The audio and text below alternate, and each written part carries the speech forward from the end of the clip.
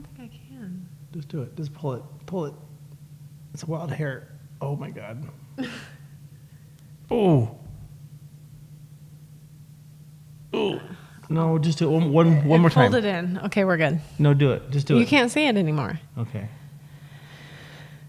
Like that weird hair growing out the side of my What head. the hell was with that, the weird hair?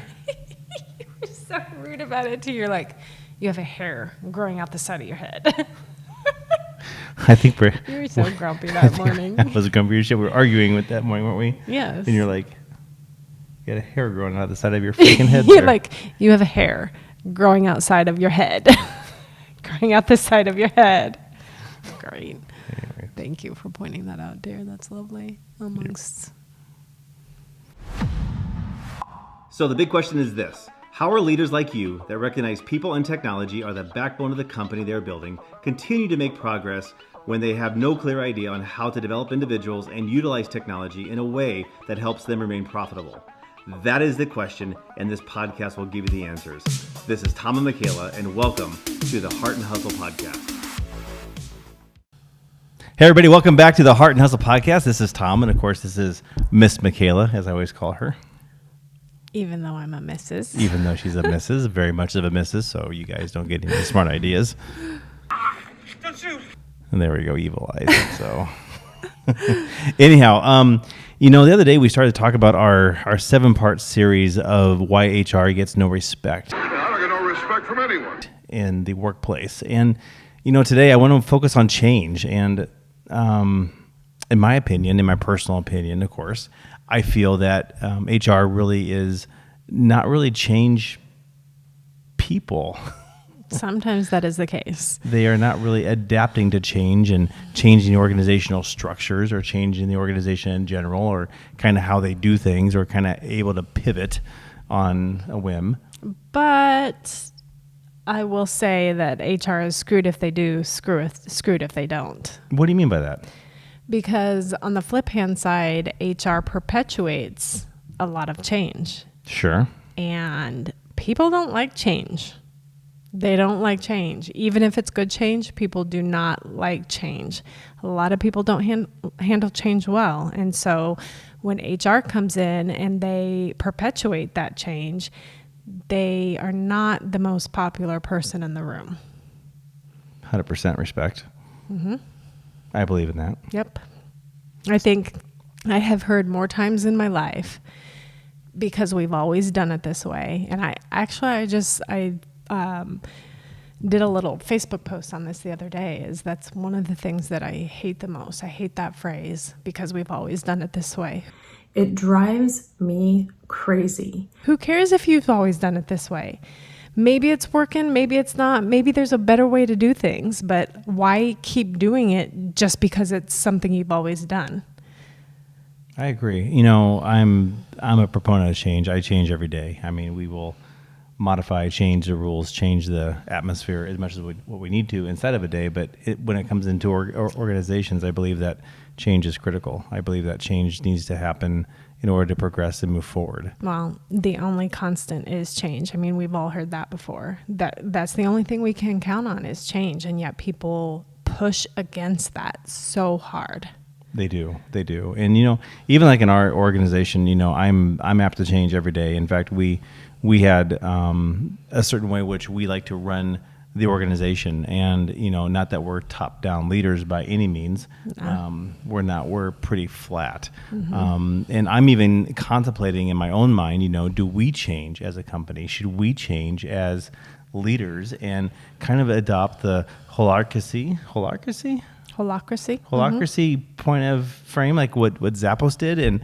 And I'm, the more that I read, the more that I understand, the more that I educate myself on it, I'm a believer. I mean, I really become a believer in it because it's the way that I've always managed. I've never managed from the top down, never managed from the CEO seat and said, this is the way that it has to be done. And you hate when people call you CEO. I hate it. I hate job titles. You hate when people call you boss. I hate it. And don't call me Shirley. You hate when people call you anything, really. You hate those terms. And I think I even spoke to you one time about this, but I literally hate job titles.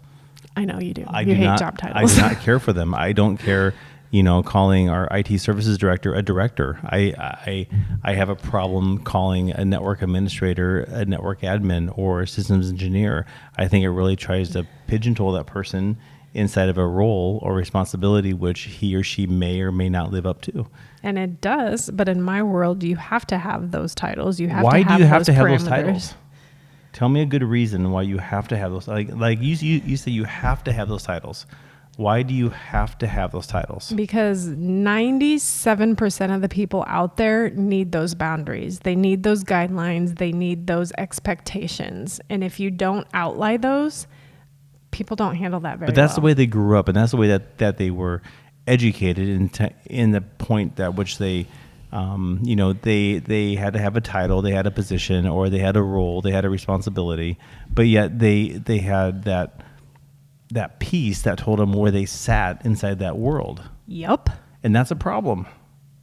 That is a problem, but it doesn't mean it's going to change overnight. It doesn't mean it's going to change overnight at all, but it's still an issue. So it's like, how do you tackle that issue now that we both agree that was an issue? Like my wild hair eyebrow that you said a few seconds ago, that was an issue. Yeah, this wild eyebrow hair that was just kind of going crazy like that. But, can a company like, us or a larger company or even a smaller company than us, can they adopt a holarchy type of viewpoint of saying, listen, we're no longer going to have top-down leadership. We're no longer going to have this CEO or this president and this director. We're literally going to have, groups of people, these circles, I guess, if you will, that manage their own teams. And if a person, for example, Victoria, I love Victoria, if she decides to create a social media page for the company on whatever platform is coming out next, then she has full autonomy rights to actually do that as long as she's adhering to the brand image of the company. Mm-hmm. Is that possible? It's possible, but it would take a ton of work up front. It would take a team who had a ton of maturity, a full understanding of the goals and missions and dreams and hopes of that organization, extreme internal recognition, or what do you call it? Self-understanding, for lack of better terms. Self-awareness? Self-awareness. Thank you. Thank you so much. Gary B. I mean, every individual would have to have a huge amount of self-awareness and that willingness to be accountable to each other, not just one particular person, but to each other. And that takes a huge amount of work up front for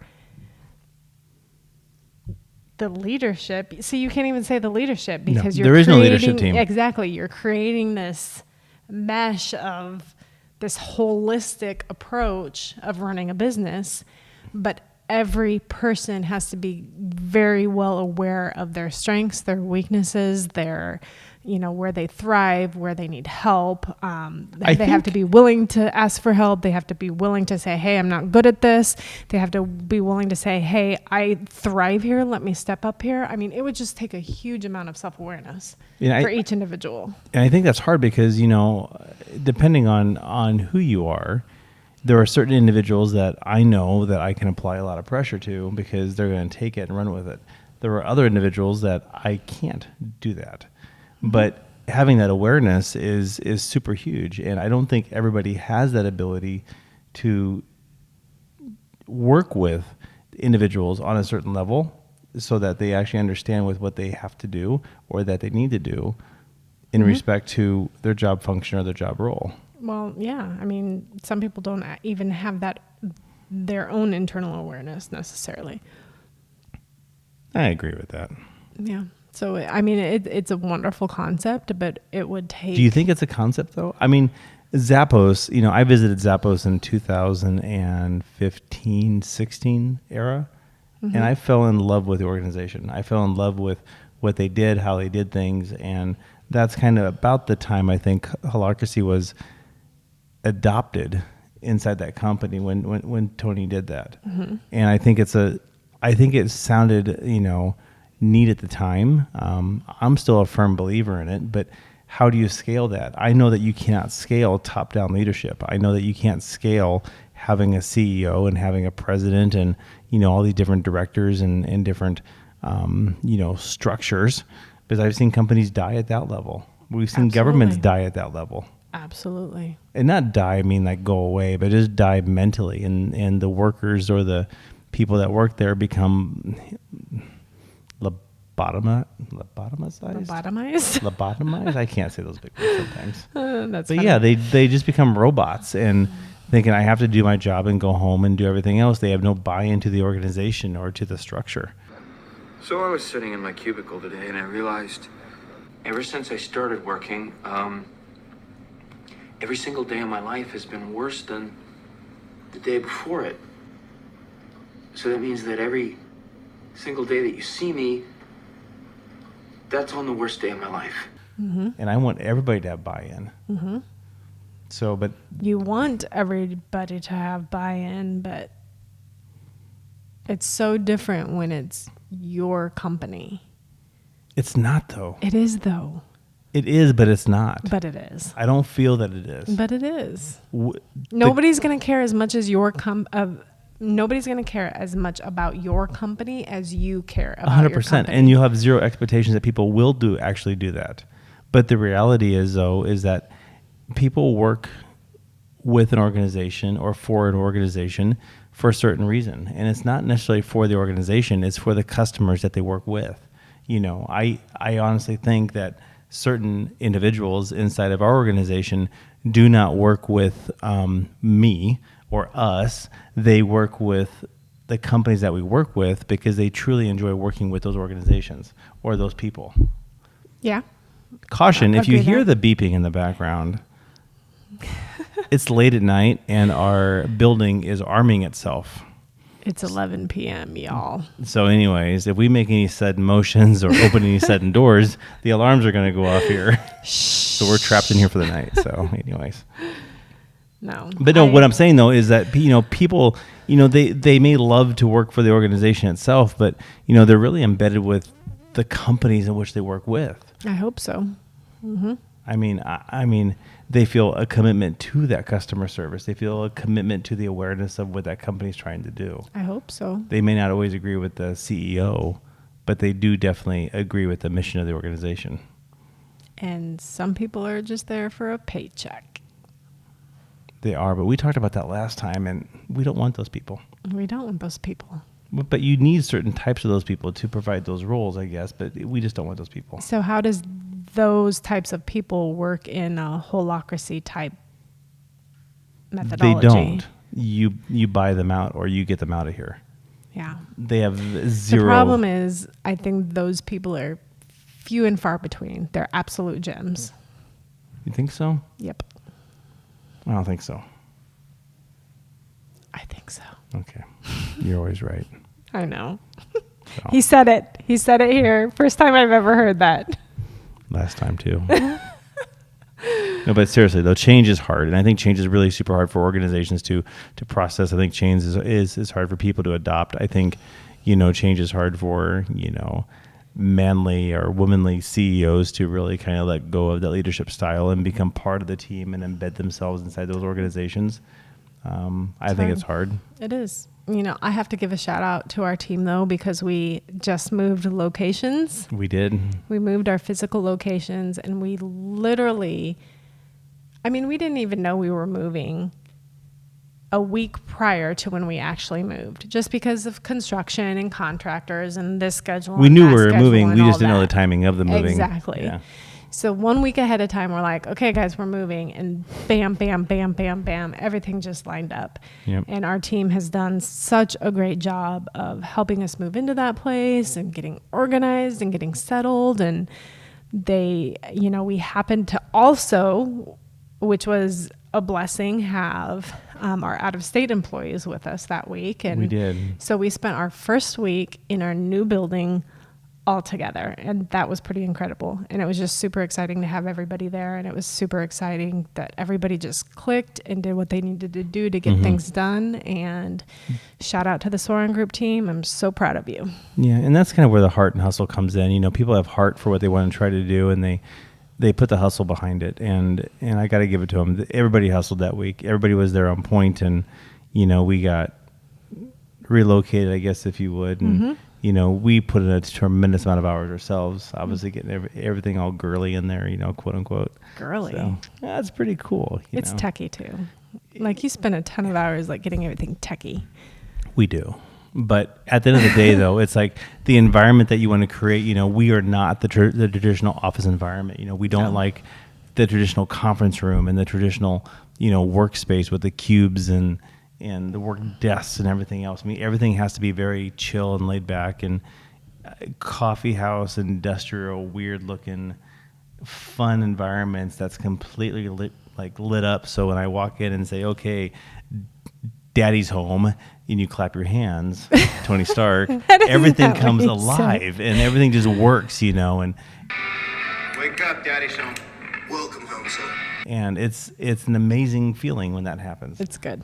It's been fun. Yeah, it's fun, but you think back, and even since pick a date, 2016, we moved, 2017, big changes, 18, huge changes. We busted probably 45% into the largest area of that top floor of that building that we used to be in. 4th floor, baby. We did. In 2019, 2020, the nest gets built.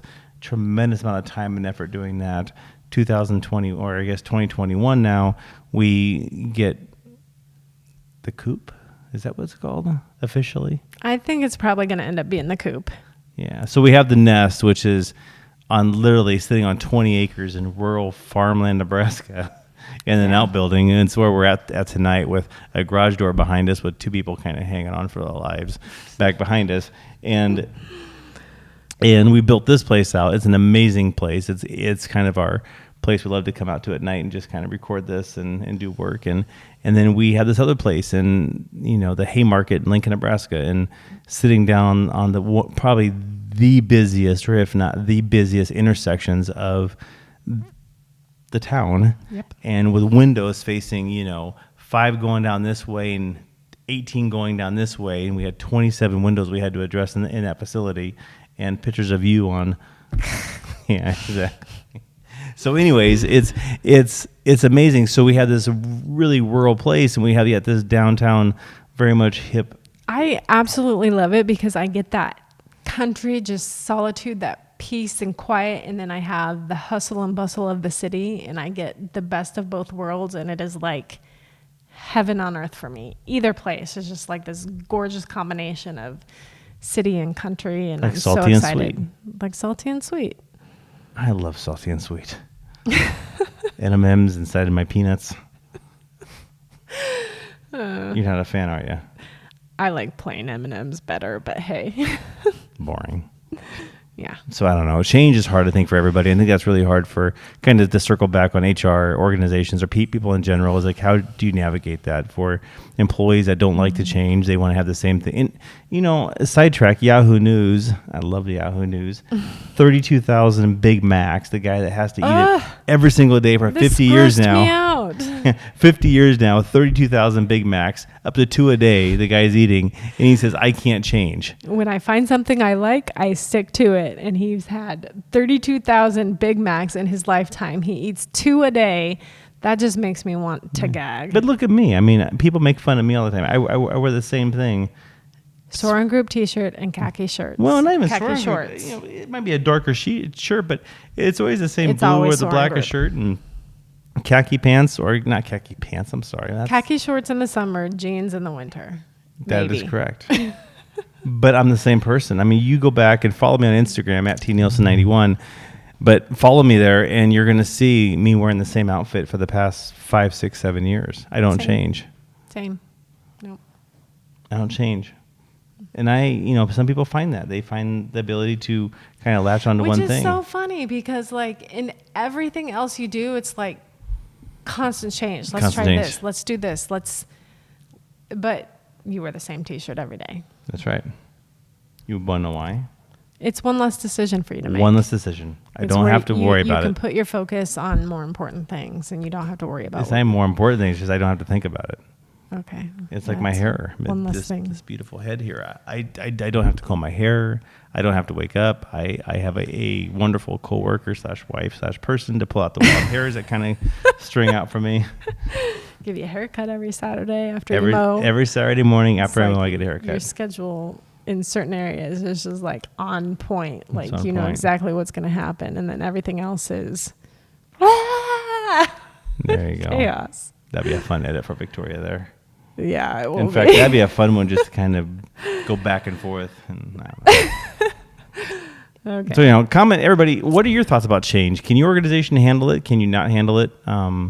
We can definitely coach you through it, Yeah, for sure. but you got to have the willingness to want to understand what change actually is and how it really impacts your organization, have the people there to understand it. And if you don't have the people there, be prepared to fire the 18 to 20% of them that are not going to stick around because you are changing. And can you actually stomach that It's tough. stuff? Anyways. Well, thanks for joining, everybody. Episode number 18. I think this was in the books-ish. Yep. We had a special episode last week, but We did. that didn't count. So Okay, 18. there you go. It's in the books. Thanks, everybody. Enjoy your day. Have a good week, and catch you later. Bye.